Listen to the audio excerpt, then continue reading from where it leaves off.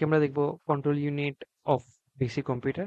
একটা control unit basic কম্পিউটারের জন্য আমাদের যে প্রয়োজনীয় কম্পোনেন্টস গুলো লাগবে ওগুলো হচ্ছে আমার একটা control logic gate. Control logic গেটটা হচ্ছে আমার কোন ইনস্ট্রাকশনটা এক্সিকিউট হবে ওইটা বোঝার জন্য আমার কন্ট্রোল লজিক গেটটা লাগবে। আমার একটা সিকোয়েন্স কাউন্টার লাগবে। সিকোয়েন্স কাউন্টারটা হচ্ছে আমার পার্টিকুলার টাইমের জন্য আহ, যে পার্টিকুলার যে অপারেশনটা এক্সিকিউট হওয়া লাগবে ওইটা বোঝার জন্য আমার হচ্ছে সিকোয়েন্স কাউন্টারটা প্রয়োজন। আর আমার দুইটা ডিকোডার লাগবে। এখানে সিকোয়েন্স কাউন্টার থেকে যে আউটপুট গুলা যাবে ওগুলাকে ডিকোড করার জন্য একটা ডিকোডার, এবং আমার অপকোডকে ডিকোড করার জন্য হচ্ছে আমার একটা ডিকোডার প্রয়োজন। তো 4 বিট সিকোয়েন্স কাউন্টার কাউন্টার থেকে আহ, আমার হচ্ছে 4 বিট সিকোয়েন্স কাউন্টার আমার তিনটে ইনস্ট্রাকশন থাকবে: ইনক্রিমেন্ট, ক্লিয়ার আর ক্লক। আমার সিকোয়েন্স কাউন্টারের আউটপুট গুলোকে ডিকোড করার জন্য আমার 16 বিটে একটা ডিকোডার প্রয়োজন। এই যে জায়গায় 4 বিট আছে, আমার 2 টু দি পাওয়ার 4 অর্থাৎ 16 বিটের ডিকোডার লাগবে। এই জায়গায় আমরা আউটপুট গুলাকে 0 থেকে 15 পর্যন্ত নাম্বারিং করে ফেলবো। এগুলাকে আবার হচ্ছে ডিনোট করার জন্য আমরা টি, তারপর হচ্ছে করসপন্ডিং যে নাম্বার আছে ওইটা দিয়ে ডিনোট করতে পারবো। যেমন জিরোর জন্য জিরো আউটপুটকে আমরা T0 দিয়ে করব, ওয়ানের আউটপুটকে আমরা T1 দিয়ে, এইভাবে 15 পর্যন্ত 15 আউটপুটকে আমরা T15 দিয়ে ডিনোট করব।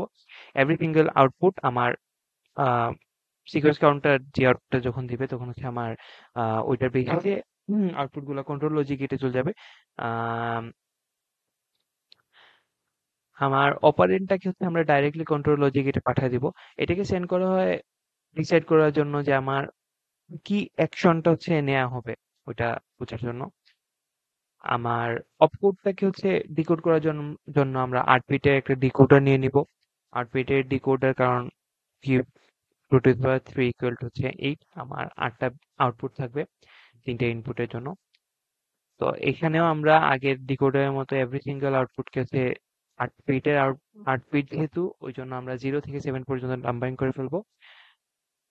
এভরি সিঙ্গেল আউটপুট হচ্ছে আমার বি, তারপর হচ্ছে করসপন্ডিং নাম্বার দিয়ে ডিনোট করে ফেলবো। তখন যে আউটপুটটা আসবে ওইটাকে আমরা হচ্ছে কন্ট্রোল লজিক গেটে পাঠিয়ে দিব। যেমন এই জায়গায় 0 থেকে যে আউটপুটটা আসবে ওটা আমরা D0-তে পাঠিয়ে দিব। এইভাবে এভরি সিঙ্গেল আউটপুট মানে D1 D2 যে সময় যেটা হচ্ছে আমার কল হয়ে যাবে ওইটাকে আমরা কন্ট্রোল লজিক গেটে পাঠিয়ে দিব। আমার 15 বিট অর্থাৎ আমার ইনস্ট্রাকশন মোড যেটা, ওইটাকে আমরা ট্রান্সফার করে ফেলবো একটা ফ্লিপ ফ্লপের মধ্যে, যেটাকে আমরা ডিজিগনেট করে ফেলবো হচ্ছে আই দিয়ে, এবং ওইটা হচ্ছে আমার কন্ট্রোল লজিক গেটে পাঠিয়ে দিব। ইনস্ট্রাকশন মোডটা সবসময় 0 অথবা 1, এই দুইটার মধ্যেই হয়ে থাকবে। আর তারপর আমরা আদার ইনপুট দিতে পারবো এই দিক থেকে। আহ, আমার যে সমস্ত যে অপারেশনটা এক্সিকিউট হবে ওইটার জন্য আমার যে ধরনের ইনপুটটা লাগবে ওইগুলো ইনপুট আমরা দিয়ে দিব। আর কন্ট্রোল লজিক গেট হচ্ছে এগুলা সবকিছু।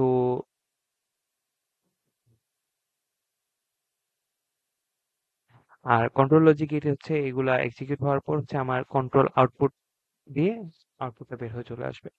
তো এটাই আমার হচ্ছে কন্ট্রোল ইউনিট বেসিক কম্পিউটারে কিভাবে কাজ করে। আর আমার ডায়াগ্রামটা হচ্ছে এইটা।